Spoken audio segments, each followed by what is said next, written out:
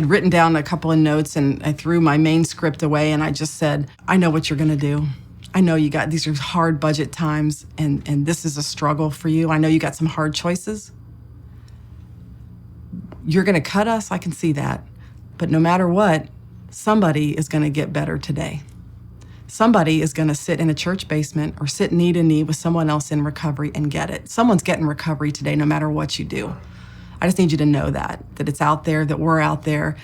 We're not looking for you to take care of us, we're gonna take care of each other. And when you come to your senses and realize that there's a better way, we'll be here. The first time I remember actually drinking to get drunk, I was 10. I drank all through high school, drank all through college. My life just was not where I wanted it to be. I was just a pretty sick girl. My physical health was in the toilet. I was driving and I pulled over to the side of the road because I couldn't remember where I lived. I couldn't remember where I was staying that night. And I just looked up into the sky through my sunroof and said, I don't want to live like this anymore. And a friend of mine had been keeping an eye on me, and that night I called him and he said, it doesn't have to be like this, and took me to a meeting, and I never drank again. So it was probably 15 years into my recovery when I became the state director for addiction services in Georgia. And I made a conscious decision to be out about it, but I struggled with it for the first year.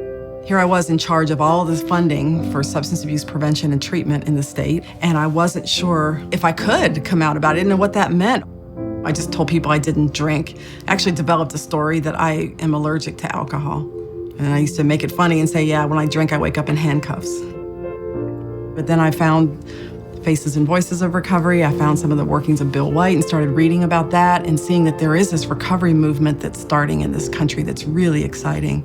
So I called Faces and Voices and developed a strategy to start listening to that recovery voice. And I really haven't looked back since. I just started getting loud about it. Once we start advocating for ourselves and have a real positive message, then we can walk with others and help them advocate for themselves as well. The system has to learn about what addiction is. They have to learn about what recovery is. They have to approach it much like we do other public health crises, and we don't do that.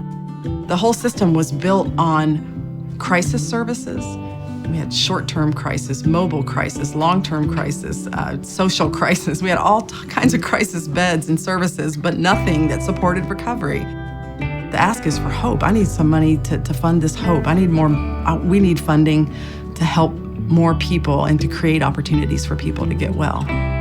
We have criminalized, our society has criminalized this thing called addiction. It's an over-response to a condition where people can get help and can get better, and that isn't necessarily what most people believe.